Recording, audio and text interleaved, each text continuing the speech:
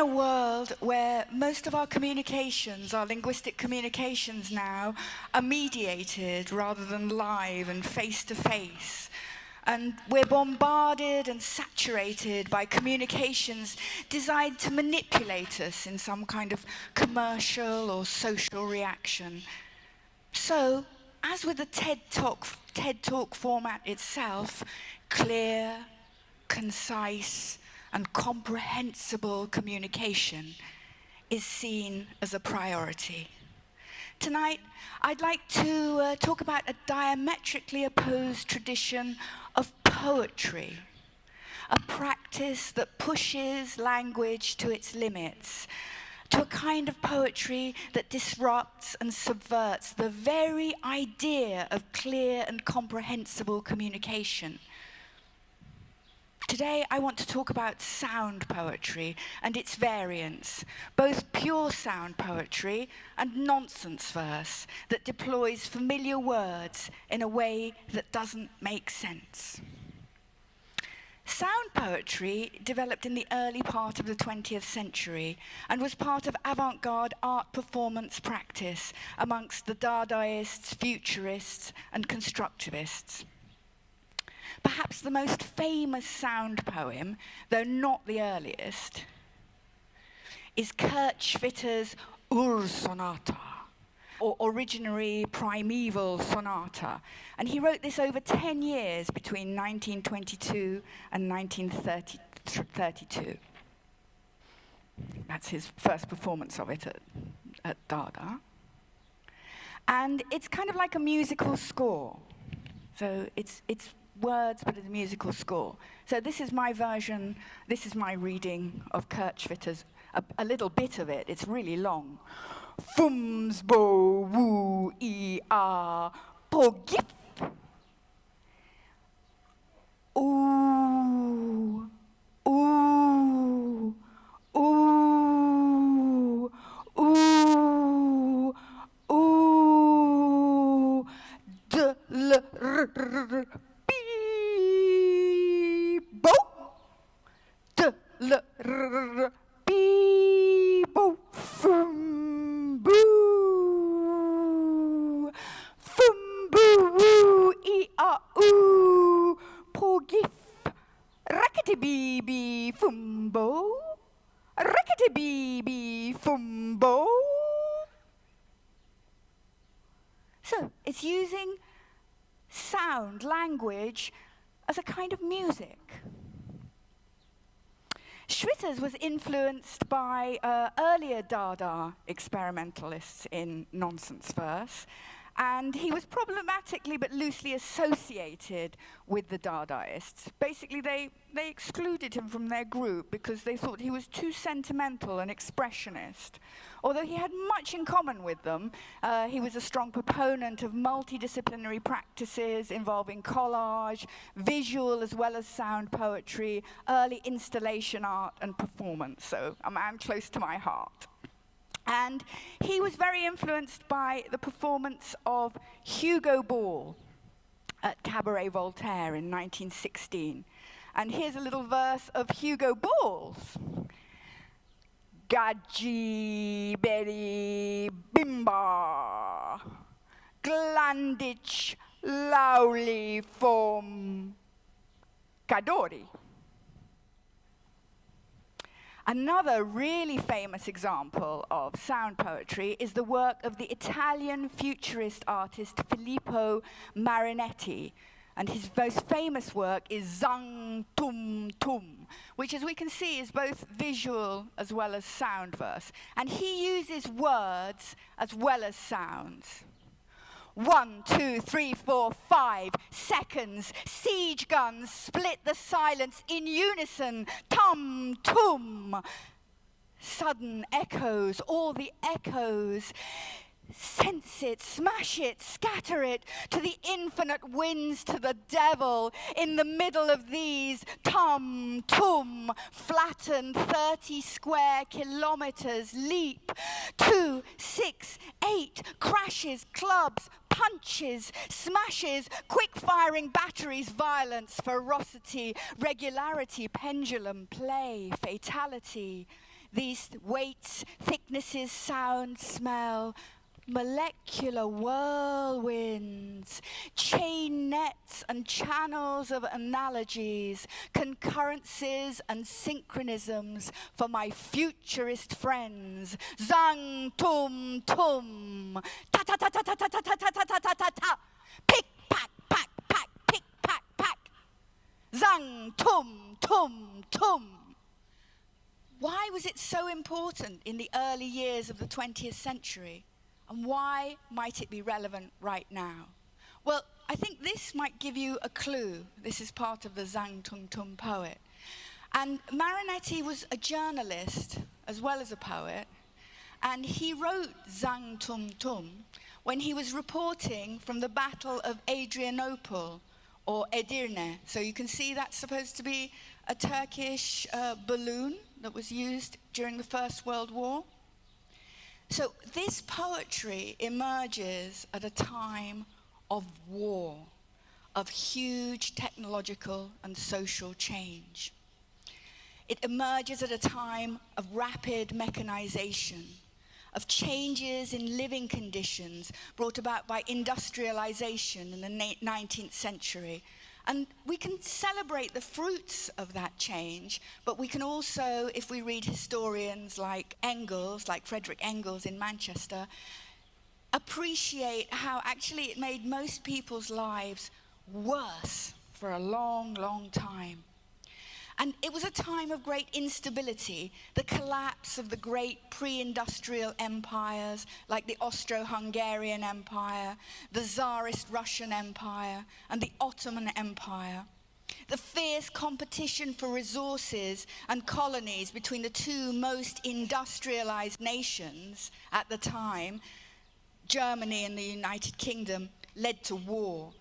The logic of capitalism led not only to political instability that was to last, if we think about it, until, for the whole of the first half of the 20th century, and caused 2 world wars. It was an ideology that presented these changes as inevitable, logical, sensible. The avant-garde art movements across Europe and the newly born USSR celebrated modernity and the machine age too.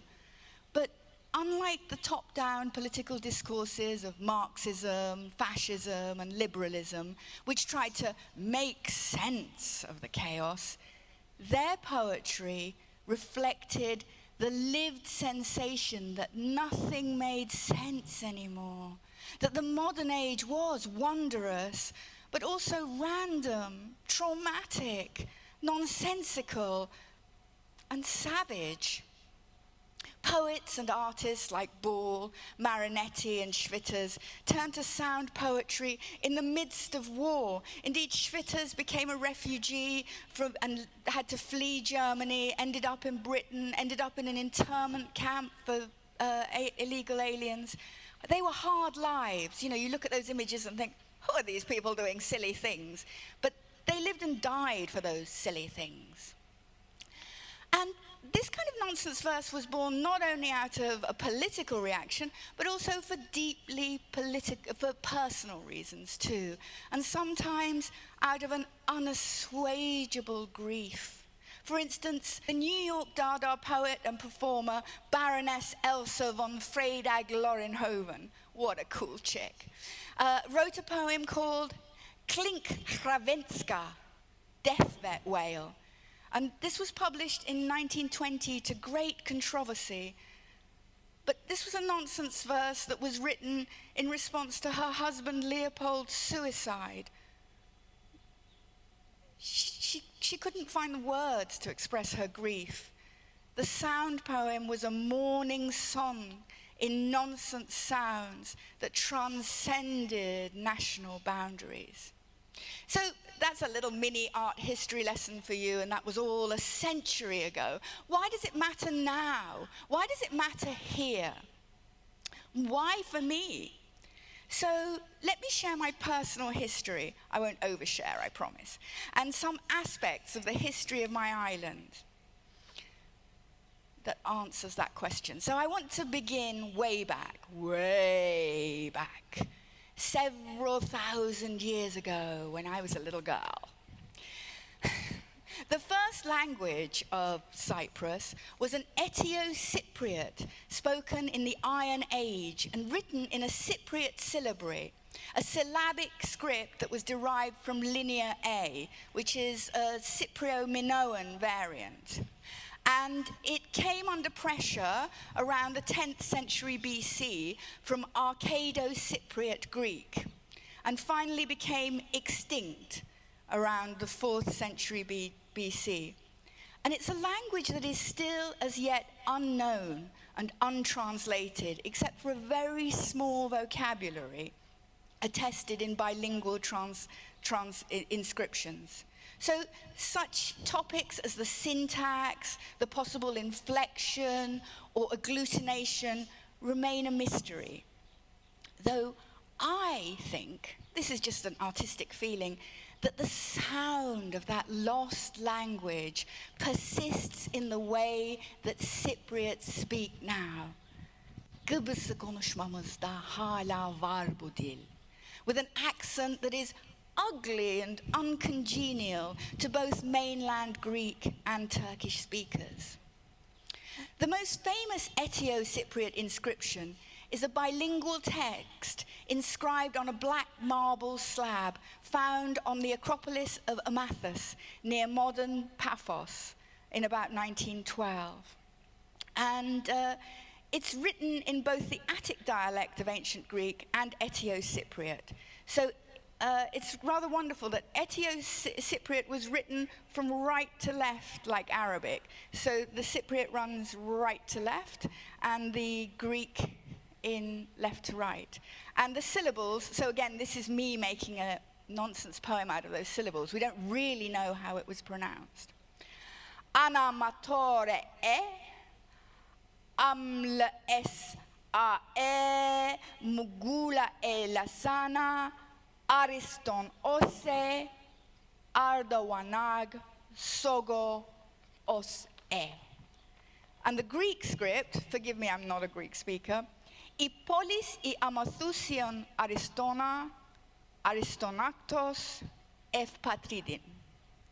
And all that means is the city of the Amathusans honored the noble Ariston, son of Aristonax. That's all we have left of our lost language. A lost heritage, a legacy that no longer makes sense. Add to this the fact that Turkish spoken by Turkish-speaking Cypriots is diglossic. That's to say, it has two versions, like, for instance, Arabic. We have a local variant that's markedly different from the high or formal educated form, which operates with local rules that don't make sense in canonical Turkish. So, for instance, we call it Lefkoşa, and educated Turks and say, surely it should be Lefköşe, and our Mausa becomes Magosa. So, more than that, this is an island also of many empires, and where the dominant language is Cypriot Greek. It's a polyglossic island where many languages and the ghosts of many languages operate. The ghosts of Venetian Italian, Lusignan French, English from the colonial days, Armenian from the refugees fleeing massacre, Arabic in the prayers that blare out of the mosques. Here at ARUCAD, you can hear Russian, Farsi, Italian, Spanish, French, as well as English and Turkish amongst our lecturers. When I go to my local market, I hear people speaking Uyghur Mandarin, Pashtun, Urdu. This makes for an environment where language frequently becomes both poetic and nonsensical. To take a biographical turn, I was born to an English mother and Turkish Cypriot father, and I was brought up bilingual. And my earliest years took place in Anamur, when the Turkish Cypriots here were enclaved, and they ran a radio station, Kıbrıs'ın Sesi, the voice of Cyprus, but actually from southern Turkey, from Anamur. And my father wrote and broadcast the English language news there. And so every night I listened to this Turkish-speaking man on the radio saying in his perfect BBC English, "Good evening, this is the voice of Cyprus." So I grew up thinking that the voice of Cyprus was my daddy, and the voice of Cyprus was bilingual. I was a greedy little girl, and I used to watch the muezzin climb up the stairs of the minaret. Those days it wasn't like a recording. It was a little guy who went up the stairs. And I used to I was waiting for lunch, and there he'd be, and I'd hear him, and I'd think, he's calling Allah, Buekmek. I was always changing words. When I returned to Cyprus, my beloved cousins mocked me for speaking in a mainland accent. But it's ironic, as now they speak much more properly than me. And I would watch English programs on Greek TV, dubbed into Greek, and so I'd sing along with Rupert the Bear and make it up in nonsense. Rupert the Bear, galiga gorigo, gigaliga ro.